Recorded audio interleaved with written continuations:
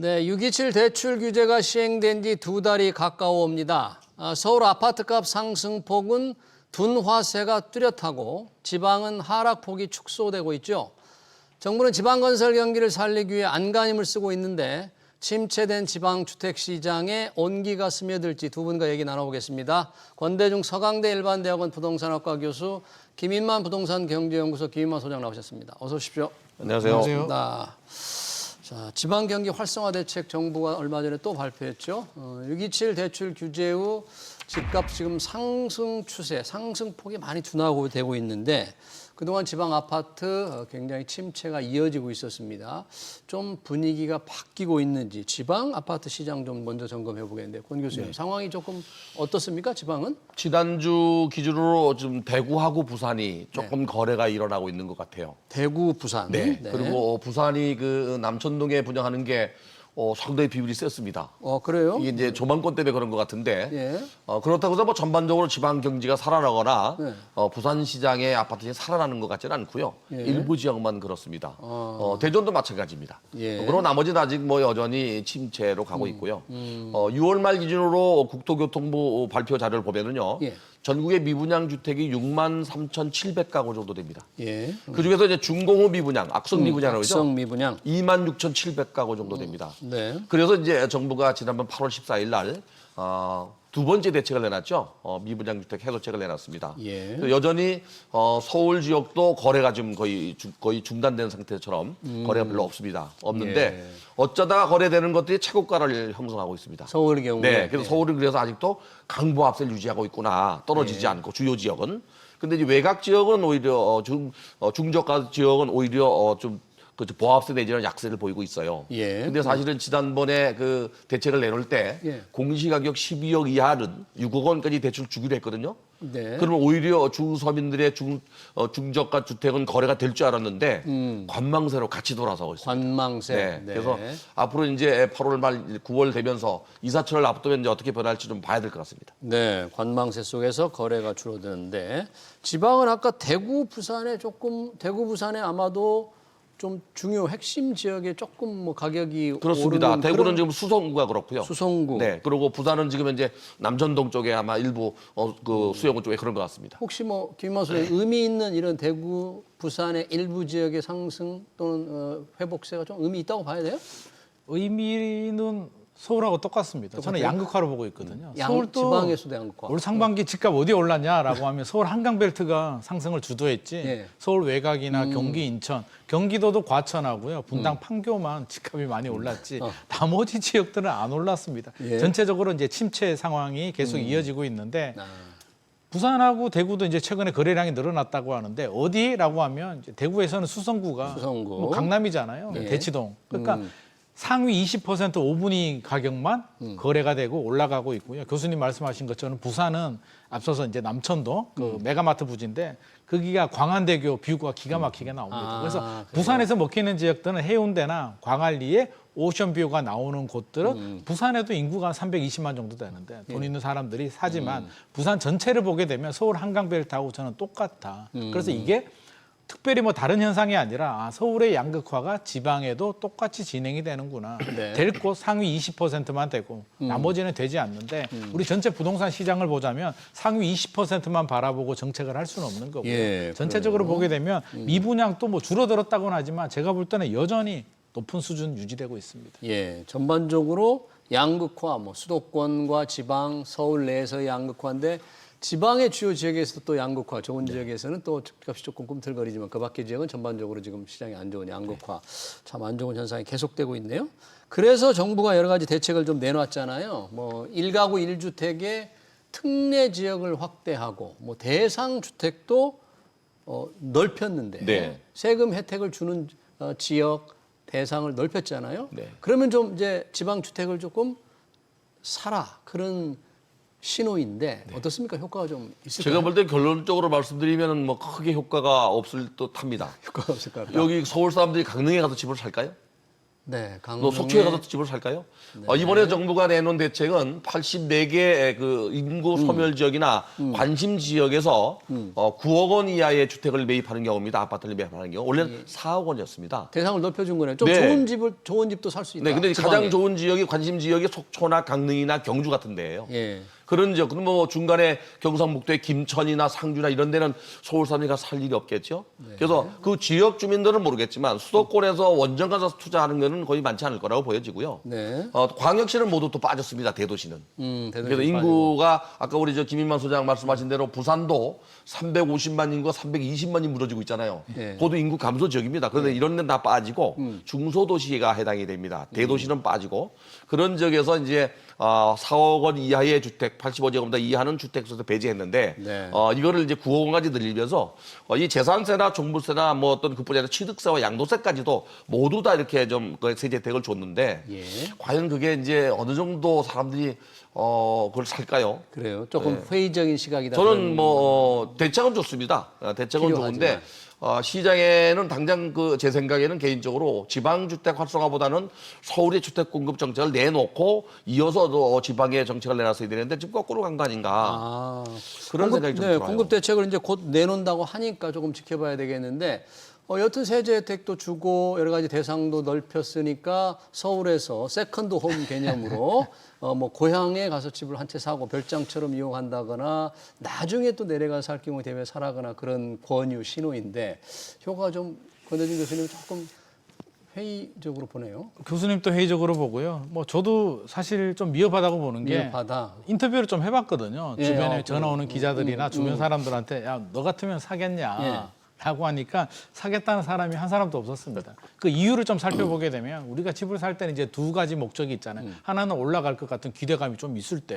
그래야 사죠. 오르는 집을 사고 싶고 두 번째는 필요할 때 사고 싶은데 서울 수도권에 사시는 분이 갑자기 뜬금없이 지방의 인구 소멸 지역에 예. 집을 산다는 것 자체가 인구 소멸이라는 얘기는 수요가 감소하는 지역입니다. 예. 우리 경제학적으로 수요가 감소하면 집값이 떨어진다는 얘기인데 그렇죠. 여기에 살려고 한다면 뭔가 다른 더 큰 메리트, 인센티브를 줘야 되는데 1주택으로 간주해 주겠다는 거거든요. 그러니까 이 정도 가지고 살까가 일단 걱정이고 이번 정부 대책 내용을 살짝 좀 살펴보게 되면 저는 여전히 정부가 이 투기에 대한 걱정, 우려가 여전히 큰 것 같은데 이번 지방의 소멸주택의 소멸 지역에 세컨드홈을 사더라도 2주택자가 사면 안 됩니다. 한 채 있는 사람이 한 채 있는 사람이 일가 1주택만. 한 채를 사야 되고요.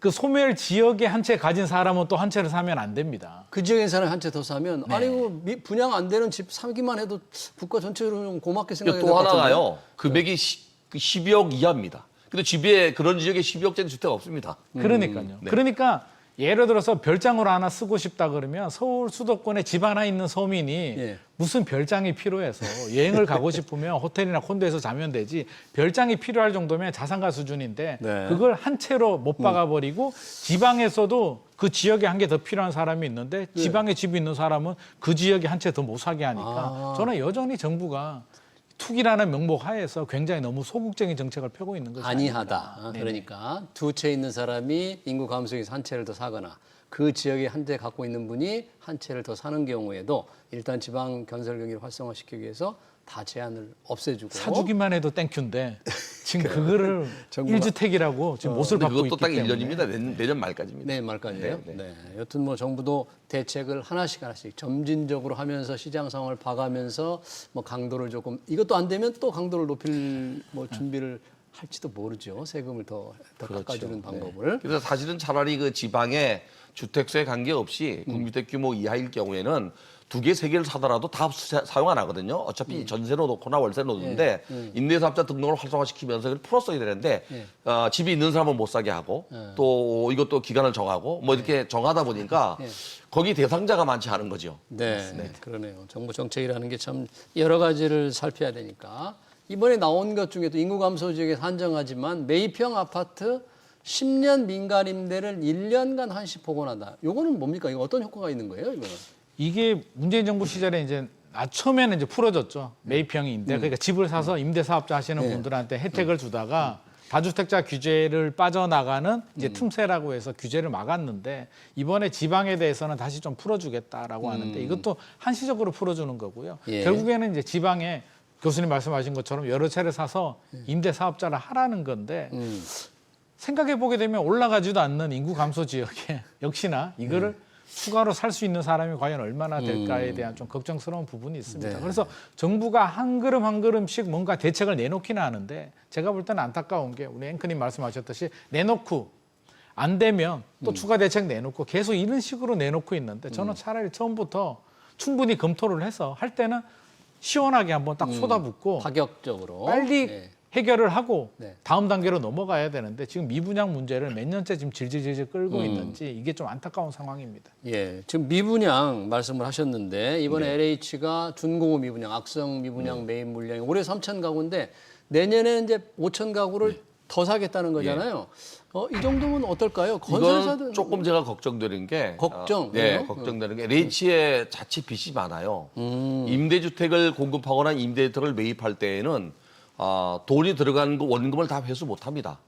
네, 집값만큼 전세 가격을 받을 수 없잖아요. 그렇죠. 또 월세를 주게 되면 또 원금이 회수가 안 되고. 안 되는 거죠. 그래서 LH의 빚이 약 한 166조 정도 된다고 그러거든요. 예. 빚이 점점 늘어나는 겁니다, 이게. 그러네요. 여기에다가 지금 정부가 이제 그 LH를 통해 가지고 한국토지주택공사를 통해서 임대주택 공급을 늘리겠다고 하거든요. 임대주택을 늘리겠다는 이 정부 생각인 거죠. 네, 그러면 빚이 더 늘어나야 돼요. 이게 원금이 분양형은 완금이 다 들어와요. 예. 근데 매입형은 그저 임대형은 안 되기 때문에 그게 조금 더 걱정이 되고요. 또 하나 이번에 좀 긍정적인 것은 그동안 그 감정평가 가격의 83%로 매입하던 걸 90%로 매입합니다. 올려줬네요 가격을. 네, 매입 돈은 가격을. 더 나가죠 이제. 근데 이제 건설사 입장에서 볼 때는 뭐 83%에 매각하는 것보다 90% 매각하니까 오히려 이제 경쟁적으로 수익률을 계산해서 10% 이상 되는 사업장에는 LH에다가 서로 매각하려고 할 겁니다. 네. 그래서 그거를 이제 LH가 매입해서 임대주택으로 활용하겠다는 건데 만약에 재분양된다면 지금도 분양 안 되는데 분양될 일은 없고요. 그래서 이 부분은 뭐 어쨌든 간에 그 지방 건설 시장이 어려운 거를 좀 이렇게 그 해결할 수 있는 어떤 그 도와서는 될 것 같아요. 그러니까 분양이 되지 않은 곳이니까 네. 뭔가 하여튼 인기가 좀 없는 곳일 거란 말이죠. 그러니까 건설회사들 분양을 못하는 건설회사들 경영난, 자금난은 조금 도움이 될 텐데 LH가 매입해서 그걸 또 누구한테 임대를 줄 수가 있을까요? 이 정도 지역이라면? 이게 준공업 미분양이 악성 미분양이잖아요. 미분양이 났는 데는 이제 기본적으로 이제 이유가 있는데 기본적으로 부동산 시장이 안 좋아서 미분양이 나게 되면 뭐 골드바도 좀 주고 프로모션 또 하고 활성화하게 되면 6개월, 1년 내에 어느 정도 소진이 되는데 지방 같은 경우는 이게 상당히 오래됐어요. 지금 한 벌써 몇 년입니까? 2022년부터 3, 4년 동안 계속 누적이 되다 보니까 피로감도 누적되어 있고 지방에 있는 자산가들도 최근에 서울 수도권에서 뭔가 자본을 유출해서 사고 싶지 미분양이 많은 지방에 투자 안 하고 싶어 하거든요. 이렇게 수요는 감소되는 상황에서 결국에는 소화가 안 되다 보니 앞서서 이제 여러 가지 세제 혜택이 나왔습니다만 제가 볼 때는 좀 부족해요. 차라리 시장에서 소화할 수 있도록 좀 파격적으로 1년 동안 지방 미분양을 사게 되면 다주택자든 주택수 상관없이 5년간 양도세 면제해 줄게. 취득세도 양도세 면제를 해 면제. 줄게. 라는 좀 파격적인 정책을 나와서 시장에서 소화하도록 해야 되는데 이게 LH가 매입하게 되면 교수님 말씀하신 것처럼 지금 또 빚이 160조 이상이 되는데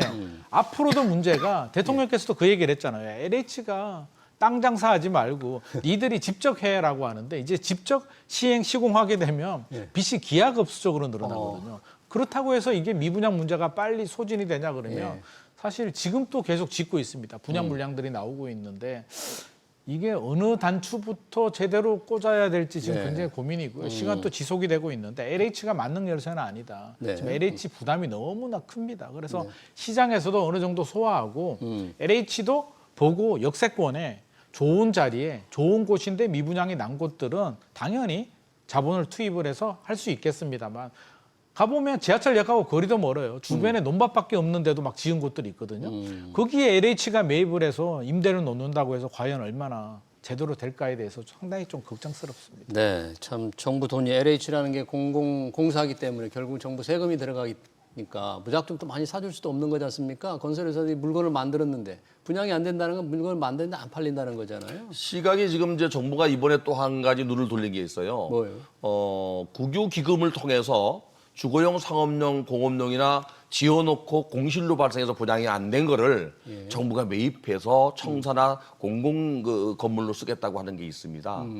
그거는 잘 고르면 좋을 수도 있는데 문제가 이제 그 건물이 준공되고 분양이 안 되면은 권리관계가 복잡해집니다. 공사비도 안 주고 해서 뭐 유치권도 발생하고 이거를 어떻게 정리해서 매입할지 모르지만 이거 이번에 그 8.14 대책에서 나왔어요.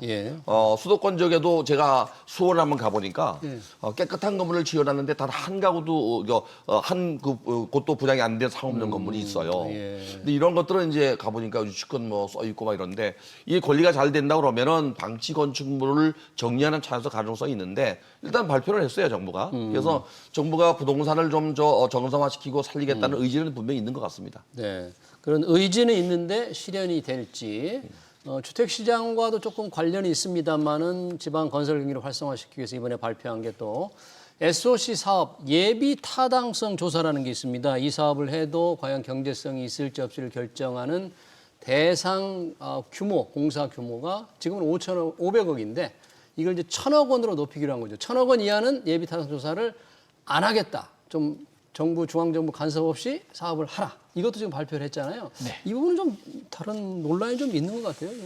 이게 예비 타당성 조사라는 게 결국에는 이유가 있잖아요. 야, 사업성이 있느냐. 사업성이 없는 곳은 사업하지 마, 공사하지 마라 하는 신호인데 이걸 면제해 준다는 얘기는 사업성이 되지 않는 곳들을 이제 무분별하게 개발 사업을 하게 되고 나중에 결국에는 적자가 발생하게 되고 그 적자 또 누가 메워주느냐. 또 결국 우리 국민 혈세로 세금으로 메워줘야 되잖아요. 지하철 노선들도 그런 게 상당히 많잖아요. 이게 어떤 정치적인 목적, 어떤 상황에 따라서 예비 타당성을 면제해주고 사업을 진행하다 보니까 막상 뚜껑을 열었는데 이용객 수가 굉장히 안 나와가지고 적자가 나고 그 적자는 결국 세금으로 메워주는 경우들이 많이 발생을 하고 있는데 당장이야 지방 건설 경기를 살리기 위해서 이게 어떤 SOC 사업, 그러니까 기반 사업이 진행조차도 안 되는데 이걸 면제해 줌으로써 사업이 빨리 진행되게 되면 돈도 투입이 되고 뭐 노동자도 투입이 되고 지방 경제, 건설 경기 살리는 데 좀 도움이 될 수 있다라고 생각은 될 수도 있습니다만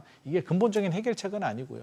지방이 왜 안 될까에 대해서 우리가 좀 근본적인 좀 고민이 좀 필요할 것 같습니다. 지방에 가보면 한결같이 얘기하는 게 젊은 사람들이 빠져나가요. 인구가 줄고 있다. 일자리가 없습니다. 중소기업 일자리하고 장사하는 예쁜 카페들만 있습니다라는 얘기들을 많이 합니다. 그래서 양질의 일자리와 좋은 대학교들, 지방의 인구들이 젊은 친구들이 빠져나가지 않도록 뭔가 근본적인 대책이 필요한데 매번 문제가 생길 때마다 세금을 투입을 해서 임시 방편으로 해결을 하려다 보니까 이게 계속 지금 누적이 되고 있는 상황인 것 같습니다. 지금 소장 말씀이 이제 100% 맞는 말인데 지방에 줄어드는 인구를 붙잡기 위해서 근본적인 대책이라는 게 만약에 그게 쉽게 할 수 있는 것이라면 모든 정부가 했을 텐데 그게 참 현실적으로 너무너무 어려우니까 오죽했으면 이런 임시 방편적인 대책만 계속 내놓겠습니까? 그래서 이게 그 내년 지방선거에 이용할 가능성이 있어요. 아, 그걸 의식하고 있을 것이다. 지방자치단체장이 이걸 이용할 수가 있는데 인구 감소 지역은 대부분 그 도서 지역이나 중소도시잖아요. 그럼 그 중소도시의 1년 예산이 몇천억밖에 안 됩니다. 재정 자립도가 낮기 때문에. 근데 1,000억까지 만약에 이렇게 이제 예타를 면제해주면 무리한 그 사업을 진행하다 보면 용인 경전철 꼴이 날 수도 있습니다. 큰 문제가 됐던 그러니까 거죠. 이 그 SOE 사업을 하는 과정에 예타라고 하는 것은 예비 타당성 검토는 수익성 분석을 하는 거거든요. 어느 정도 사용돼서 수익이 돌아올지 그걸 가지고 원금과 이자와 또는 운영비를 쓰는 건데 만약에 무리하게 유치해서 운영하다 보면 뭐 공항도 그런 데가 있잖아요. 비행기 뜨게 됐다가 안 뜨고 이렇게 이제 혈세를 낭비할 수 있어서 선거에 이용할 가능성이 있기 때문에 이게 좀 조심스럽게 접근해야 될 것 같습니다. 선거에 이용하려고 바꾸는 거 아닐까요? 그럴 수 있죠. 네. 근데 만약에 이제 그래야 된다 그러면 사실은 이 공사라는 게 이제 중앙 정부가 지원하는 게 있고 지방 정부가 지원하는 게 있고 자체 자금을 조달하는 게 있어요. 예를 들면 국가공단은 중앙 정부가 상당수 많은 돈을 지원합니다. 지방공단은 국가가 지원 안 하고 지방자치단체에서 하거든요. 근데 이 예타 같은 경우가 이제 사업 성격에 따라 다르기 때문에 중앙 정부가 지원한다 그러면 뭐 선거에서 내가 끌고 오겠다고 이렇게 이제 공약을 걸 거고 네. 지방 정부가 돈 되는 거는 또 무리수가 있을 수 있기 때문에 아마 선거에 많이 이용할 것 같아요, 제 생각에는. 네, 우리 유권자들이 눈을 부릅뜨고 내 세금이 낭비되는 게 아닌가 좀 지켜보는 그런 신경을 좀 써야 되겠네요. 자, 집값 안정 얘기, 지방 집값들 얘기하면서 저희가 여러 가지 지방 집값은 살릴 것인가 하는데 서울 수도권 위주로 지금 문제가 된 집값을 안정시키기 위해서 대출 규제를 내놓았는데 이것만으로는 안 된다. 그래서 곧 공급 대책이 필요하다라는 주장이 전문가들에서 많이 나오니까 정부가 이제 곧 내놓는다고 합니다. 어떤 대책이 뭐 3기 신도시 속도를 낼 거라는 게 핵심이다. 이렇게 전망이 되는데 김만 소장님 어떤 내용들이 좀 들어갈까요? 집 공급 부동산 대책. 우리가 예상하고 있는 대책 외의 뜻밖의 대책이 좀 나와주면 좋겠는데 솔직히 저도 그게 뭔지를 잘 모르겠습니다. 지금 예상할 수 있는 대책은 유일한 방법이 3기 신도시 같아요. 3기 신도시. 왜? 빨리 가시적인 성과를 얻어야 되는데 재건축 재개발 같은 경우는 아무리 절차를 간소화하고 용적률을 올려줘도 사실 10년, 15년이 걸리는 사업이다 보니까 일단 빠지게 되고 4기 신도시 새롭게 택지를 발굴하려고 하면 또 10년이고 그나마 임기 내에 아파트, 대규모 아파트가 공급될 수 있는 유일한 방법이 3기 신도시거든요. 그래서 3기 신도시를 좀 빨리 하겠다, 용적률을 올려주겠다라고 하는데 3기 신도시도 뭐 과천지구 빼고 광명시흥은 또 늦게 시작했으니까 빼고 나머지 지역들을 보게 되면 이제 5개가 남았잖아요. 하남, 교산, 남양주, 왕숙, 부천, 대장, 인천, 계양, 고양, 창릉인데 앞서서도 이제 방송 들어오기 전에 교수님께서 잠깐 이제 우리 티타임 가지면서 얘기를 했는데 토지 보상이 끝난 곳들도 있고요. 인천 계양이나 부천 대장이나 이런 곳들은 생각보다 빨리 좀 진행될 수는 있는데 나머지 지역들 뭐 남양주 왕숙이나 고양 그 하남 교산 같은 경우는 사실은 완벽하게 아직 마무리가 되지 않았는데 이게 2018년에 발표를 했고 2019년에 아마 구역 지정을 했나요? 뭐 이렇게 된 것 같은데 벌써 2025년이면 벌써 6, 7년 지났는데도 아직도 토지 보상이 클리어하지 않았다는 겁니다. 그래요? 사전 청약만 일부 단지들만 됐는데 저는 그런 생각도 들어요. 많은 국민들이 3기 신도시 이게 언제적 얘기야? 문재인 정부 때 하던 건데 지금 와서 이걸 일정을 단축을 한다고?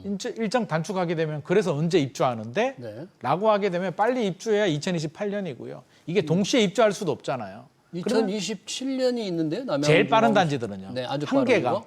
그러니까 한두 개가 그렇게 입주하는 거고요. 나머지까지 가려면 아마 2033년, 2035년은 돼야 마무리가 될 텐데 과연 시장의 수요자들이 그걸 믿고 기다려 주느냐가 저는 관건이 될 것 같고 사전 청약도 저는 좀 투명했으면 좋겠어요. 사전 청약. 사람들이 많이 궁금해하는 게 그래서 남은 물량들이 토지 이용 계획도 중에 A 몇 블럭이 언제 어디에 어떻게 분양을 하는지에 대한 플랜도 안 나오거든요. 그래서 저는 구체적인 플랜이라도 좀 준비를 해서 사전 청약도 좀 체계적으로 합동 분양을 한다든지 뭔가 좀 체계적으로 움직이면 좋겠는데 뜬금없이 A 몇 블럭 한다라고 툭 하나 던지고 알겠습니다. 또 시간이 지나면 툭 던지고 이런 방식은 좀 바람직하지 않은 것 권 같습니다. 교수님께 한번 여쭤봐야 되겠네. 왜냐하면 3기 신도시 뭐 윤석열 정부도 그랬고 그 전 정부도 그랬고 열심히 속도 낸다고 했습니다만 노력을 했잖아요. 네. 이 정부가 하면 뭐 다를까요? 어떻게 하겠다는 걸까요?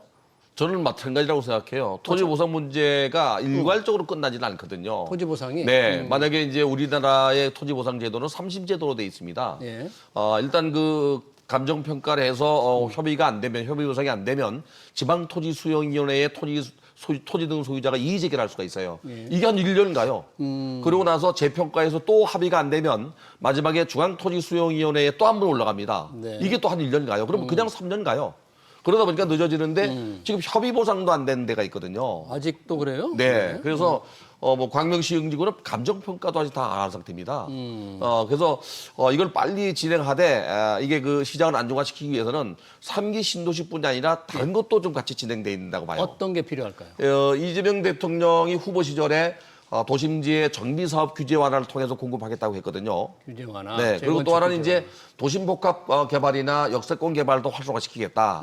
근데 문제는 이제 용적률을 올려줘서 완화해서 공급량을 늘릴 수 있는데 늘리는 과정에 공공기여를 너무 과하게 요구하게 되면 네. 토지 등 소유자들이 사업을 안 갈 수 있어요. 그래서 이거를 좀 합리적으로 조절해서 갈 수 있도록 만들어주는 게 두 번째고 예. 마지막 한 가지는 뭐 제 개인적으로 계속 칼럼을 쓸 때나 방송에서 얘기했지만 예. 가장 단기적으로 서민들이 주택을 안정화시킬 수 있는 주거 안정화시킬 수 있는 방법은 네. 비아파트 부분에 활성화합니다. 아, 빌라라든지. 네, 전세 다세대. 그러니까 다세대 주택과 그 연립주택을 우리가 빌라라고 해요. 예. 그다음에 도시형 생활주택과 또 주택법이 아닌 건축법으로 공급하는 오피스텔이 있습니다.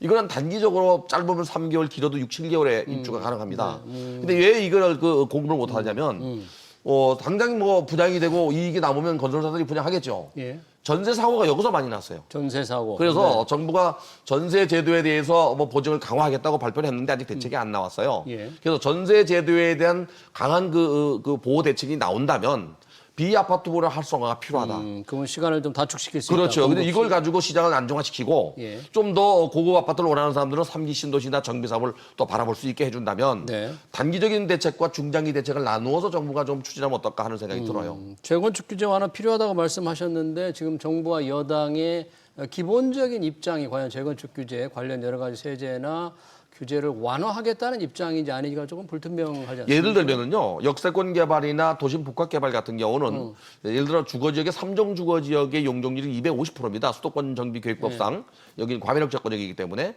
근데 이게 역세권 개발을 하면 한 50%까지 올라갈 수 있어요. 네. 그럼 500% 정도가 올라가는데 그 500% 올라가는 증가되는 용적률의 50% 이상을 기부채납 합해야 됩니다.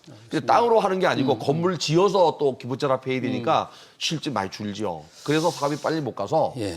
정부의 규제 완화가 좀 그 토지 등 소유자들과 합의해서 합리적인 방법에서 끝나야 공급이 늘지 않겠나 하는 생각이 들어요. 정말 이제 공급 대책, 정부가 발표한 공급 대책의 내용이 어떤 것이냐에 따라서 그게 시장에 미치는 영향이 좀 다를 텐데요. 그런 전제 조건 때문에 이 부동산 시장 전망하기가 좀 쉽지는 않습니다. 그런 627 대출 규제가 지금 시행되고 있고 공급 대책에 따라서 혹시 집값을 어떻게 전망해 볼 수가 있어요, 앞으로? 공급 대책 굉장히 중요할 것 같고요. 뭐 얼마 전에 이제 기획재정부에서 유효부지 뭐 15,000호 추가 발굴하겠다 뭐 요 내용이 나왔는데 뭐 그 정도 가지고는 시장이 전혀 반응이 없고요. 오늘 또 제가 성수 김하대 부지하고 용산 유수지 현장 한번 보고 왔는데 입지는 너무 좋긴 한데 여기에 뭐 300개, 400개 정도 나와가지고 과연 얼마나 효과가 있을까 좀 걱정되는 부분이고 일단 대출 규제 효과는 주택산업연구원에서도 이야기를 했잖아요. 3개월에서 6개월 정도라고 하는데 효과가, 우리가 네. 아파트 시장을 볼 때 제일 중요한 건 수급이에요. 수요와 공급. 근데 서울 수도권에 몰려드는 수요 대비 공급이 부족하다는 이 팩트에 대해서는 이게 단기간에 해결이 될 수는 없는데 그러면 문재인 정부 시절에 우리가 수많은 대책을 보면서 국민들이 실망이 많이 누적이 됐기 때문에 이번에는 오래 기다려주지는 않을 것 같습니다. 후속 대책이 어떻게 제대로 나오느냐에 따라서 국민들이 기대하고 마음에 신뢰를 얻을 수 있는 대책이 나온다면 심리적인 안정을 찾을 수는 있는데 네. 뚜껑을 딱 열어봤는데 기존에 많이 보던 똑같은 패턴에 될지 안 될지도 모르는 그런 대책이 발표가 됐다라고 한다면 시장의 수요자들은 이제 더 이상 기다려주지 않을 것 같습니다. 네. 굉장히 중요하기 때문에 후속 대책 꼼꼼하게 잘 만들어야 될 것 같습니다. 권대중 교수님 마지막으로 네. 지금 이 정부가 부동산 세금으로 집값을 잡지 않겠다 이런 얘기는 계속 하고 있잖아요. 네. 실제 세율은 조정하지 않을 것 같은데 네. 이 공시가 현실화율을 조금 높일 거다. 그건 확실할 것 같습니다. 확실합니까? 네. 왜 이렇게 하는 걸까요? 이게? 우선 시장을 안정화시키기 위해서 정부가 지금 카드를 만지는 것 같은데 공시지가 현실화율이 69% 서울 같은 경우는 예. 이게 이제 원래 2030년까지 90%까지 올리기로 했던 거거든요. 그렇죠. 아마 10월달 이후에 중앙 부동산 공시가격위원회에서 결정을 할 텐데 이건 점진적으로 아마 올릴 가능성이 높습니다. 그러면 세금, 종부세가 많이 오를까요? 재산세도 올라갑니다. 재산세도 같이. 많이 올라요? 네. 그리고 이게 올라가게 되면 이제 뭐 여러 가지 그 영향을 주는 게 많아서 의료보험부터 다 영향을 받기 때문에 아마 국민 생활에 영향을 줄 수 있을 것 같습니다. 네, 거의 확실한 것 같다. 저는 제가 볼 때 올릴 거 확실합니다. 새로운 세금을 만들든지 아니면 기존 세금을 올려서 규제해서 하진 않을 것 같아요. 네, 알겠습니다. 지방 건설 경기 활성화 대책과 최근 부동산 시장 동향 그리고 공급 대책 얘기까지 관련 토론 여기서 마치도록 하겠습니다. 지금까지 권대중 서강대 일반대학원 부동산학과 교수 김인만 부동산경영연구소 김인만 소장이었습니다. 고맙습니다. 감사합니다. 네.